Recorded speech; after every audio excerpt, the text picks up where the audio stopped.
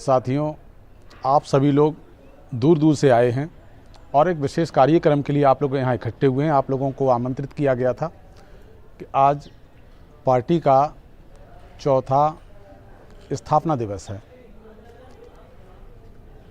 किसी कारणवश हम लेट हो गए थे, कोरोना काल था या फिर ठंडी का मौसम था, इस वजह से इस कार्यक्रम को लगाने के लिए हम लेट हो गए थे, देर हो गई थी हमें।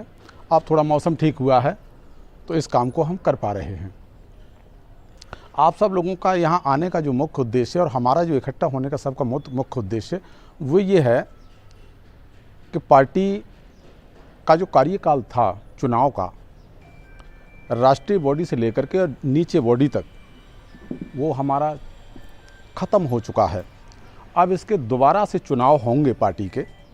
पार्टी में जितने भी जो पदाधिकारी थे, पार्टी का जो एक चुनाव होता है, 4 साल में हमारी पार्टी का चुनाव होता है और आज वो 5 जनवरी को ही ख़त्म हो चुका है। उस समय ऐसी समस्या रही कि हम आप लोगों को, आज हमारा मामला जो पार्टी के जो पदाधिकारी हैं वो भंग हो चुकी है हमारी कार्यकारिणी। आज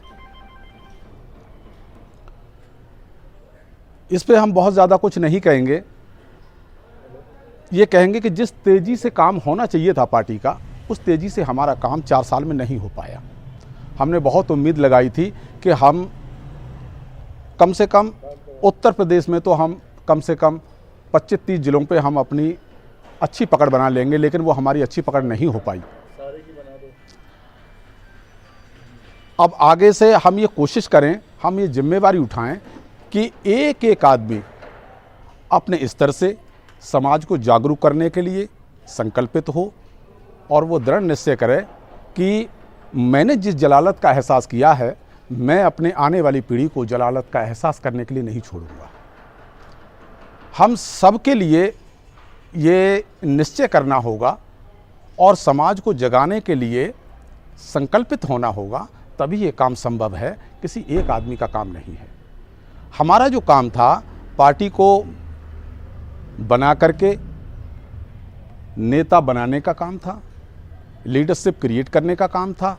हमने बहुत सारे अपने साथियों को नेता बनाने के लिए राजनीतिक क्लास दिए और वो क्लास लेकर के कुछ साथी आगे नहीं बढ़ पाए, लेकिन अब हम ऐसी उम्मीद करेंगे कि सभी साथी हमारे इस काम को अपनी जिम्मेवारी के साथ करें और आगे का जो भी काम है वो हमें शासन सत्ता में हिस्सेदारी किसी भी कीमत में हासिल करनी है। जब तक किसी समाज की किसी भी शासन सत्ता में हिस्सेदारी नहीं होती है, भागीदारी नहीं होती है, तब तक वो हक, इंसाफ और सम्मान से वंचित ही रहते हैं।